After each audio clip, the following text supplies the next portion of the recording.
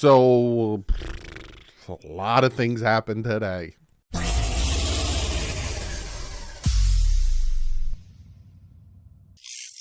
What is up, fans? I hope you guys enjoyed that video I put out earlier today. If you haven't checked it out, go check it out. Some people are getting caught red-handed with their hand in that cookie jar, getting all up in their feelings. Okay, you gotta listen to what I said in the beginning. It's a joke. Relax. Take a breath. Sit back. Be able to laugh. Some people are getting mad. So let's jump into this because there's a lot to talk about. First and foremost, Tua Tagovailoa, the Miami Dolphins, pop it up, have picked up his fifth-year option. Once expected, so the Dolphins have informed quarterback Tua Tagovailoa they're picking up his fifth-year option. Sources say one executive Tua will be guaranteed $23.2 million for the 2024 season. Another indication Miami is confident will be their quarterback for the long time. Here's my thoughts on this, right? And then we'll talk about the other cap space moves when it comes to Teron Armstead, comes to Tyreek Hill, comes to where we're at in cap space wise and all that stuff. This does make me nervous, right? I was one for waiting. I was one for let's see him continue to progress because he's been progressing since 2020 when he got drafted. He's been getting better every year. But the problem is he's been banged up every year. And he missed 5 games last year. And it makes me nervous because when he's not on the field, the team isn't doing as well. The team loses without him on the field. So it makes me nervous. But on the other hand, it's smart, right? Because they asked the GM of the Giants. They asked him, if you had your option, would you have picked the fifth-year option up?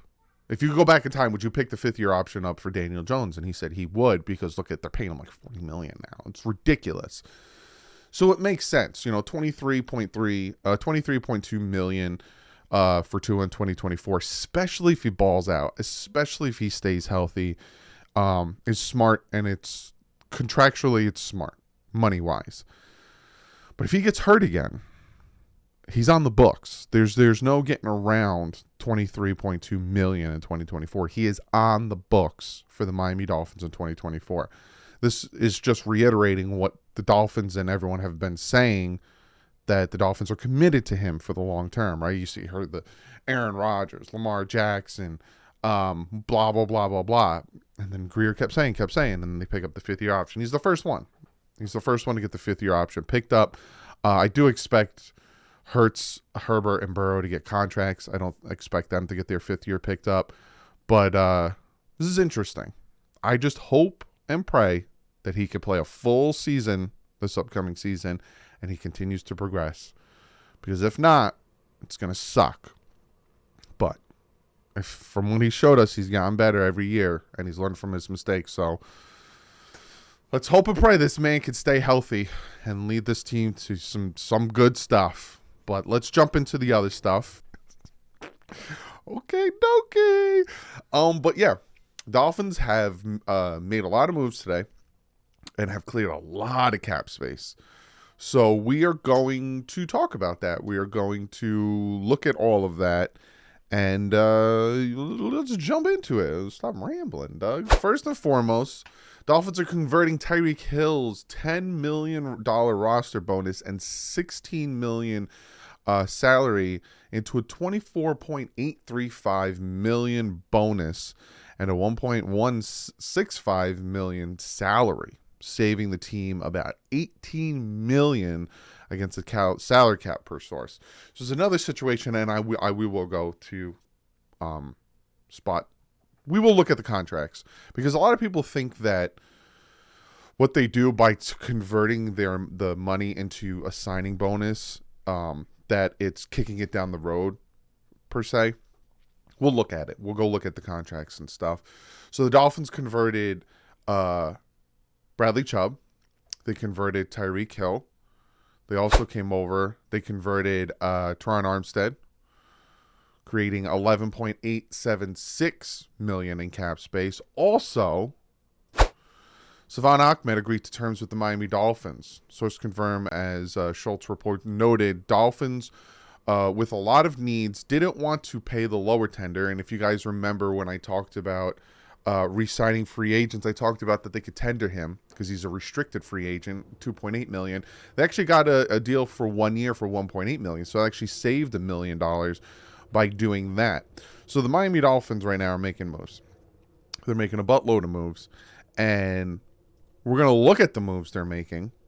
But first and foremost, let's minimize myself. The Miami Dolphins are now 9th in the NFL in salary cap. 9th. What did I say to you guys? Go back and watch the salary cap video. What did I say to you guys? They were negative $16 million when I made that video. And I said they could get $50 million over. Right? And this isn't counting the $13.6 million that they're going to get from Byron Jones. That's not going to be added till after June 1st. So if you want to like add all of it, it's $45 million they're sitting at right now in cap space. Pretty close to what I said. And they probably restructure Christian Wilkins, give him a contract extension.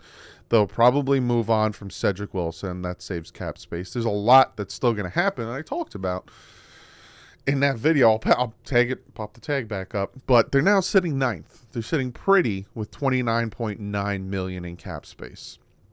Let's look at it, because I know we're going to be sitting here like, but Doug, scoodly-doo-doo-doo-doo. So if you remember yesterday when we looked at Tyreek Hill, I think his cap hit was like $30 million, around $25 to $30 million. It's now $12 million. Teron Armstead's $9 million. Bradley Chubb, $7 million. Your biggest cap hit right now is $18.3 million in Byron Jones. That will be taken off. And Emmanuel Ogbah at $17.1. They'll probably restructure him, like I said before. So you're going to have, the Dolphins are going to have a lot of cap space. But let's look at these contracts. Right? So again, I talked about this yesterday, right? And I know a lot of people are getting very hesitant and getting very worried about the fact that, Doug, they're just kicking the can down the road. By restructuring these contracts, they're just kicking the can down the road. If you look here, right, his salary cap hit is now 12.83, right? His yearly cash didn't change, 26.1. That's because he's still getting his money. They just converted it to signing bonuses. So if we come down here and still go to 2025, they could still move on from him and save $11 million or $22.9 million. Converting their money into bonuses is not hurting the longevity of the contract. They still have the contract where, again, the front office does a fantastic job where they keep setting it up that they have an out. Here's your out. So converted to signing bonuses. Next year will be 31. Probably do it again. Be like, look. And essentially what it is Stephen Ross is just signing a check and handing it to him. Signing a check and handing it to him. Instead of it being taken out of the salary cap, it's being taken out of Stephen Ross's back pocket. Signing a check. All right, yeah, we need people. Here, just take your checks. Go buy yourself something nice. Because, again, reiterate, there's still the out. We'll go to, who else, Scott? Teron Armstead, right? We'll look at Teron Armstead. Still the out. His cap hit is $9 million now, 9.2. A lot of it converted to bonuses. You come down here, they're still the out. 7.9 million or 14.3 million. That doesn't change. So they're not necessarily kicking the can down the road and being like, oh, we'll deal with it later, because they still have that out in the contract. And again, I'll show you with Bradley Chubb that I showed you yesterday. Still there. Still have that out. 10 million, 20 million. Still have the out. So again, the Miami Dolphins are very smart at structuring these contracts. I bet you these free agents that they're going to bring in, they're going to structure them in the same exact way where you're going to get your money. We're going to pay you, take a little less this year, but then you'll be on, they'll probably sign them to a 3-year contract, right? And after the second year of the 3-year contract, they'll be an out. Take a little bit this year, we'll give you more next year, and then there's an out. That's their MO, right? Some people are worried, oh, it's going to add to the dead cap. It's not, because I showed you they're still going to be able to save money, and they still have that out. What the Dolphins are doing, again, is coming out of Stephen Ross's pocket.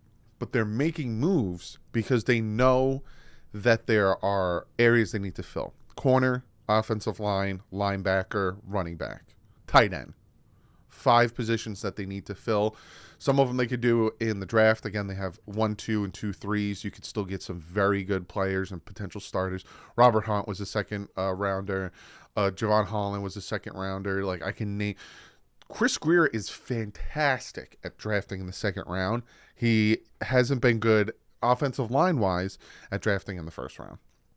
He killed it recently with Javon, with Waddle, with Phillips, and he did pretty good with Tua. Again, jury's still out if he'll be here next year. Got to stay healthy and got to continue to progress.